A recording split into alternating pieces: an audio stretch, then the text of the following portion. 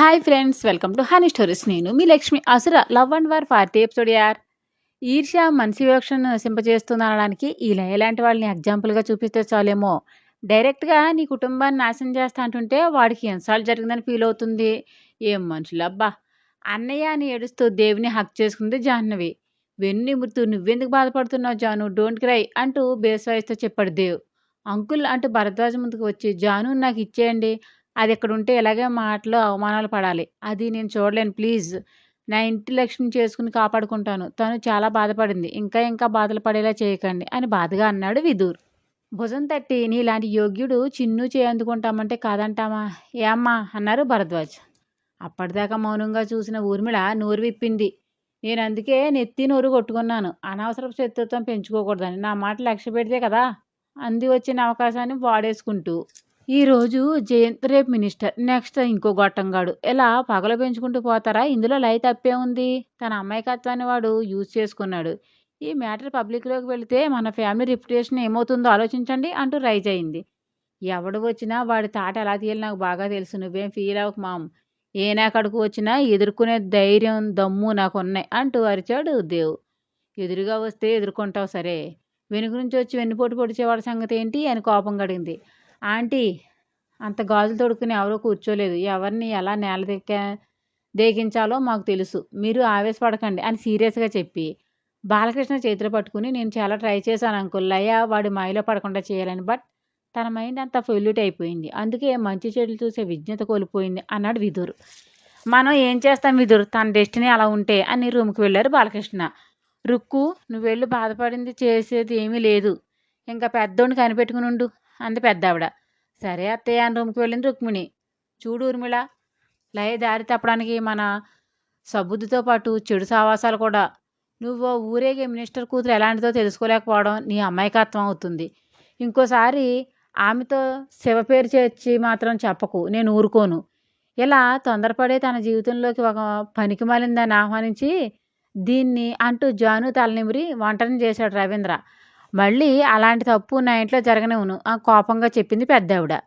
నీకు సిచ్యువేషన్ అర్థం కాలేదు అనుకుంటా, కానివ్వండి మీ అందరి ఇష్టం. నా కొడుకు పెళ్లి విషయంలో తల్లిగా నాకే హక్కు లేదు అంటున్నారు.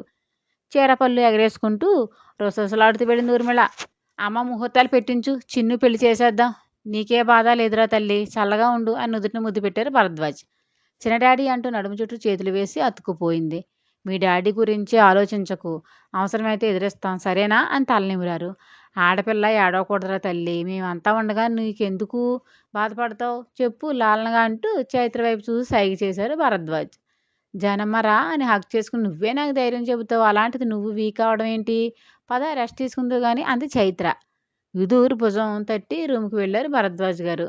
నాని, నువ్వు బాధపడకు, వెళ్ళి రెస్ట్ తీసుకో, రారా అని తన రూమ్కి వెళ్ళాడు దేవ్. బావా అంతా చూసుకుంటాడు అమ్మమ్మ, నేనున్నా, నువ్వు వరి కావకు అని దేవ్ వెనక్కి వెళ్ళాడు విదూరు.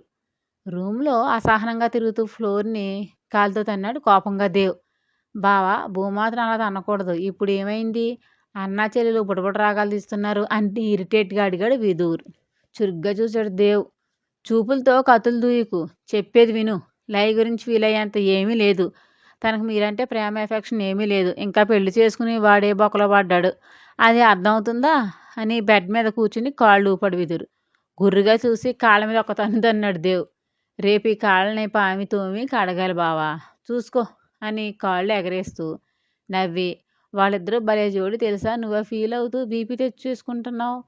నాకు అసలే మండిపోతుంది, ఇరిటేట్ చేసావంటే మర్డర్ అయిపోతావు చూసుకో అన్నాడు దేవ్. అరే నిజం నా బావా, ఎవరి స్వార్థాల కోసం వాళ్ళు పెళ్ళి అనే చట్టంలో బంధించుకున్నారు. రేపు ఈగో క్లాస్ వస్తే డెఫినెట్గా జుట్టు పట్టుకుని కొట్టుకు చేస్తారు. ఫ్రీడమ్ కావాలనుకునే లైకు అక్కడ సాగదు. ఎందుకంటే జయంత్ గడి మేనత్ ఇంట్లోనే ఉంటుంది. పేరుకే దుర్గాంబ, గుణంలో రాక్షస జాతి స్త్రీ అని ఊరంతా టాక్ కూడా. వాడి మదరే ఆమె కొణుకుతుంది. ఇదంతా పిల్లి పిచ్చుక. ఇక జయంత్ తన ఇంట్లోకి వచ్చి మీ మధ్య చిచ్చి పెట్టాలని, మీ అందరి వేళ్ల మీద ఆడించాలని ఊహలతో పెళ్లికి ఓకే చెప్పాడు.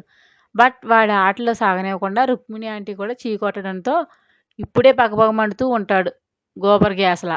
సో నేను చెప్పొచ్చేది ఏంటంటే, లయని ప్రేమించలేడు, అలాని వదులుకోలేడు. ఇక లయ అటు ఆ ఇంట్లో ఉండలేక బయటకు రాలేక కుడితిలో పడ్డా ఎలగలా గింజుకుంటుంది. అది మ్యాటర్. బెడ్ మీద దరువేశాడు విదూర్. ఎంత ఫూలిష్‌గా ఆలోచించిందిరా! అదంటే మాకిష్టం ఉండదు. అసలెలా అనుకుంటుంది అని బాధగా అన్నాడు దేవ్. నీకు తగ్గదే నీ పెళ్ళాం. మీ గురించి తప్పించి ఊరందరి గురించి ఆలోచించుకొని బుర్ర బద్దలు కొట్టుకోండి. మీరు మాకొద్దు బాబోయ్! మా బతుకులు మేము బతుకుతాం అని మొరకెత్తుతుంటే, అరే వెంటబడి మరి ఫేర్ లవ్ అంటారేంట్రా నాయనా! మారరా ఇంకా? చిదీనమ్మ జీవితం. చెప్పి చెప్పి నా ఎనర్జీ దొబ్బుతుంది. మీ బుర్రకి ఎక్కడం లేదు అని విసుగు ప్రదర్శించి, నిన్నంతా నవకథానాయిక రీతిగా ఓల్డ్ బాయ్ ఫ్రెండ్ గాడితో గెస్ట్ హౌస్‌లో శృంగార ప్రణయ కేళిలో ఓలలాడింది.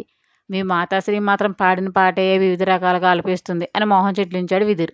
అదేం చేసినా సాక్ష్యం కావాలి బంగారం. అప్పుడే మడత పెట్టగలం అన్నాడు దేవ్. ఏంటి సాక్ష్యం కావాలా?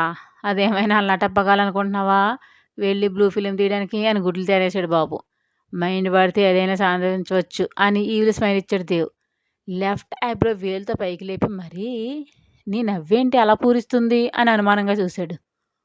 ఫోన్ బెడ్ మీదకు విసిరి రీతు పాప కామక్రీడ చూసే ఓపుకుంటే చూడు. అమ్మ బావ పట్టేశావేంటి అని గబాలను ఫోన్ అందుకుని ఆన్ చేసి గ్యాలరీలో సేవ్ అయిన వీడియో ఓపెన్ చేశాడు విదూర్. డ్రింక్ చేస్తూ బాయ్ ఫ్రెండ్తో ఫుల్ ఎంజాయ్మెంట్లో ఉంది రితిక. ఫోన్ ఆఫ్ చేసి దీని దగ్గర చాలా కోపం ఉంది బావా, ఈ వీడియోతో ఏం చేస్తావు, దాని బావని బెదిరిస్తావా అని డౌట్ ఎక్స్ప్రెస్ చేశాడు. మన జోలికి రానంతసేపు వాడితో మనకేం పని, మన వైపు దృష్టి పెట్టాడనుకో వాడి బ్రతుకు పబ్లిక్ అవుతుంది. జయంత్ గారు పర్సనల్ కట్స్ ఏంటంటే వాడి బాబుకి సంబంధించి ఉండాలి, అందుకే అంత తెగింపుగా పెళ్లి చేసుకున్నాడు అని అడిగాడు విదుర్. వాడే బయటపడతాడులే, వెర్రవీగే వాడికి రేపే ఫస్ట్ దెబ్బ పడుతుంది చూడు. ఏం చేస్తావు, గవర్నమెంట్ టెండర్ మందవుతుంది, అయితే నీకు లేకపోతే నాకు అంతే. చచ్చాడు నా కొడుకు అని జాను దగ్గరికి వెళ్తాను, విత్ పర్మిషన్ ప్లీజ్ అంటే క్యూట్గా ఫేస్ పెట్టాడు విదుర్. ఈ ఎక్స్ట్రాలే మానే, లేకపోతే కుమ్మేస్తుంది చిన్ను. అదేం చేసింది నాకు ఓకే బావా, ప్యూర్ పెటల్ అని తన్మయత్వంగా అన్నాడు విదుర్. అందంగా నవ్వుతూ వెళ్ళు ఇంకా లేట్ ఎందుకు అని వాష్రూమ్కి వెళ్ళాడు దేవ్. కార్ డ్రైవ్ చేస్తూనే కానీ రకరకాల ఆలోచనలో సతమతం అవుతున్నాడు జయంత్. ఏంటి మౌను అని చేతిని పట్టుకుని భుజం మీద తలవాల్చింది లయ. ఆమె చర్యకు మనసులో విసుక్కుంటూ పైకి నవ్వు నటిస్తూ, మీ వేదన్నయ్య ఏ కంట్రీలో ఉన్నాడో నీకు తెలుసా డార్లింగ్ అని హనీ కంటే తీయగా అడిగాడు జయంత్. నో జై, ఫోన్లో కూడా టచ్లో లేడు అని సాడ్ మొహం పెట్టింది లయ. ఓ అవునా అంటూ నేను తెలుసుకుంటానని జాను రూపం కళ్ళ ముందు మెదలగా స్టీరింగ్ మీద చేతిని బిగించి కారు వేగం పెంచాడు జయంత్. మనసంతా జాను రూపం నిండిపోగా పక్కనే ఉన్న లయని చూస్తుంటే ఇరిటేషన్ వచ్చేస్తుంది జయంత్కి. ఆ జాను ఆ జాను జాను టోటల్ నా ప్లాన్ రివర్స్ చేసేసింది నువ్వేనే. అన్నిసార్లు ఆఫీస్కి వెళ్ళేది, ఇంటికి వచ్చేది ఓన్లీ నీకోసమే. ఎప్పుడైతే నీ ఎదురుగాడంటే లవ్ అని తెలిసిందో అప్పుడే నా ప్లాన్ మార్చుకుని ఈ సెల్ఫిష్ని లైన్లో పెట్టాను. అయినా నీ మీద ఆశ అవ్వలేదు, వాడంటే నీ అన్నకు పడదు. దేవుని కాదని నువ్వు విదురుగాడికి ఓకే చెప్పవని తెలిసి హోప్ వదులుకోలేకపోయాను. వాడితో సీక్రెట్ డేట్కి వెళ్ళడం చూసాకే నాకు డౌట్ వచ్చి స్పై చేస్తే నీ అన్నకి నీ లవ్ గురించి తెలుసని, వాడే పర్మిషన్ ఇచ్చి మరీ మీ లవ్కి హెల్ప్ చేస్తున్నాడని తెలిసాకే వేద్ నా టార్గెట్ అయ్యాడు. నిన్ను చేసుకుని అమ్మలేని అనాథని ఉద్ధరించానని సింపతి కొట్టేద్దాం అనుకుంటే నువ్వు మరొకరితో కమిట్ అయ్యావు. ఒక్క నీ వల్ల టోటల్ నా ప్లాన్ అంతా మార్చుకోవాల్సి వచ్చిందే. నిన్ను అంత ఈజీగా వదలను జాను, వదలను అని కసిగా అనుకుంటూ నేను చేసుకుంటే ఎక్కువ రియాక్ట్ అవుతుడేమో దేవ్, దీన్నో గడ్డిపోచగాని చూస్తున్నారు ఛా అంటూ స్టీరింగ్ మీద గట్టిగా దరివేశాడు. ఆ సౌండ్ కులుకుపడి వాట్ హ్యాపెండ్ జై అని టెన్షన్గా అడిగింది లయ. నథింగ్ అని మొహం తిప్పాడు జయంత్. విదూర్ రూమ్లోకి రాగానే తప్పుకొని బయటకు వచ్చేసింది చైత్ర. డోర్ వేసి జాను పక్కన కూర్చుని ఏంట్రా ఇది అని లాలనగా అడిగాడు విదూర్. గబాలను వాటేసుకుని ఏడ్చేసింది జాను. ఇప్పుడు ఏం కొంపలు మునిగాయనే ఈ శోకాలు అని గసిరా ముక్కు ఎగబిలుస్తూ లయ నన్నే కదా అంది, నా వల్ల అంట తను మ్యారేజ్ చేసుకుంది అని ఎర్రబడిని కళ్ళతంది జాను. ఎవరు ఏదంటే అది నిజమవుతుందా, దాని బుద్ధి అలాంటిది అని తెలిసి కూడా నువ్వు అలా కుక్కపిల్ల కుయ్యి కుయ్యి మండవేంటి జానమ్మ అని హత్తుకుని, నువ్వు ఏడుస్తుంటే నా ప్రాణం ఎలా ఉంటుందో తెలుసా అని మాధవంగా అడిగాడు విదూర్. నాకు చాలా బాధగా ఉంది విదూర్ అంటూ చిన్నపిల్లలా చెప్పింది. పిచ్చి, అందుకే నేను నువ్వంటే ఎంత ఇష్టం, నన్ను పెళ్లి చేసుకుంటావా అని మెడవంపులో పెదవులు రాస్తూ అన్నాడు. నువ్వు అవకాశాన్ని వాడుకోకు అని దూరంగా జరగబోయించాను. వెళ్ళనివ్వకుండా గట్టిగా పట్టుకుని నాకు పర్మిషన్ దొరికేసిందే, మిడతలో ఎగరకు, ఓకే. అంటూ చెక్కులు నిమురుతూ "ఇంతెక్కేసావేంటే" అంటూ కవ్వించాడు. "మెల్ట్ చేయకురా ప్లీజ్" అంటూ తిణికింది జాను. "ఇన్నాళ్ళు నాతో 20, 20 మ్యాచ్ ఆడతావే ఇక నుంచి నా టర్న్. నా స్వీట్ టార్చర్ ఏంటో చూపించకపోతే అడుగు" అని నవ్వాడు. "నన్ను భయపెడుతున్నావని మా అన్నయ్యతో చెబుతానుండు" అని బెదిరించింది. "చెబుతావా? ఏది చెప్పవే" అంటూ నడుము చుట్టూ చేతులు వేసి మీదకు లాక్కుని ముద్దులు పెడుతూ "ఐ లవ్ యూ రా" అని ప్రేమగా చెప్పాడు. గుండెల్లో గువ్వలా ఒదిగిపోయి "లవ్ యూ టూ" అని మెడ చుట్టూ చేతులు వేసింది జాను. లయ గురించి ఆలోచించి బుర్ర పాడు చేసుకో బంగారం. అదో మూర్ఖురాలు. మనుషుల విలువ తెలీదు. ప్రేమ విలువ అసలే తెలీదు. మన మధ్య దాని టాపిక్ రావడం ఇదే చివరిసారి అవ్వాలి. చెబుతున్నా అని హెచ్చరించి, ఇంకొద్ది రోజులు ఈ అపరింజి నా ఇంటి రాణి అవుతుంది. వావ్! అది తలుచుకుంటుంటే చూడరా గూస్ బంప్స్ వచ్చేసిన రోమాలు ఎలా నిక్కబొడుచుకున్నాయో అన్నాడు విదూర్. నేనంటే నీకెందుకింత ప్రేమ విదూర్ అనాథననా అంది జాను. నువ్వనాదేంటి దెయ్యం. కొడితే వారం రోజులు ఏడుస్తావు.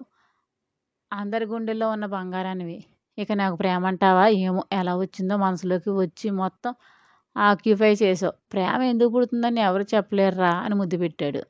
చెంపల మీద మెల్లగా నిమిరి, పెదాల మీద పెక్కిచ్చి ఐ లవ్ యూ అని కళ్ళల్లోకి ప్రేమగా చూసింది జాను. అందమైన చిరునవ్వు రువ్వుతూ, ఈ అమాయకమైన రూపాన్ని చూస్తూ ఎవరికైనా ప్రేమ పుడుతుందే. ఈ చల్లని వెన్నెల నాది అనుకుంటూ హౌ మచ్ ఫీలింగ్ రా అని పెదం మీద బొటనవేలుతో రాస్తూ, చిరుముద్దులద్దుతూ మెల్లగా పెదవులను ముడివేశాడు విదురు. ఇష్టంగా పెనవేస్తూ మరింత హత్తుకుంది జాను. కాఫీ కలుపుకొని పైకి తీసుకెళ్ళిన చైత్ర. హేర్‌ని కొంబో చేసుకుంటూ చైత్రని చూసి సన్నగా నవ్వాడు. కాఫీ అంటూ ముందు పెట్టింది చైత్ర. మగ్గు అందుకుని పక్కన పెట్టి, చైత్ర చేతిని పట్టుకుని దగ్గరకు తీసుకున్నాడు దేవ్. అందరూ ఇంట్లో ఉన్నారని సున్నితంగా విడిపించుకోబోయింది. "నీ మొహం ఎందుకంత డల్‌గా అయింది?" అని డోర్ లాక్ చేసి వేస్తూ కాఫీ మగ్ తీసుకుని ఆమె పెదవుల దగ్గర పెట్టాడు. "నేను ఉపవాసం" అని తల తిప్పింది.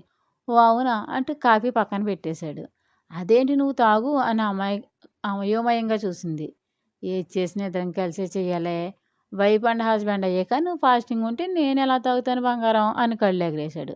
చిరుకోపంగా చూసి "ఎంత మొండితనం ఏంటి నీకు" అని కాఫీ తీసి తనో సిప్ వేసి "ఓకేనా" అని అంది చైత్ర. బెడ్ మీద కూర్చుని చైత్రని ఒడిలో కూర్చోబెట్టుకుని తను తాగుతూ ఆమెకి తాగిస్తూ "ఎక్కువ ఆలోచించి మనసు పాడు చేసుకోకు. నాకు నచ్చదు చైతు" అని మెల్లగా అన్నాడు దేవ్. "అతని పగ దేనికి శివ? అతని కళ్ళల్లో కసి చూసావా?" అని చేతిని పట్టుకుని అడిగింది చైత్ర. నేను చూశానే. నువ్వు భయపడకు. వాడేం చేస్తాడో నేను చూస్తాను.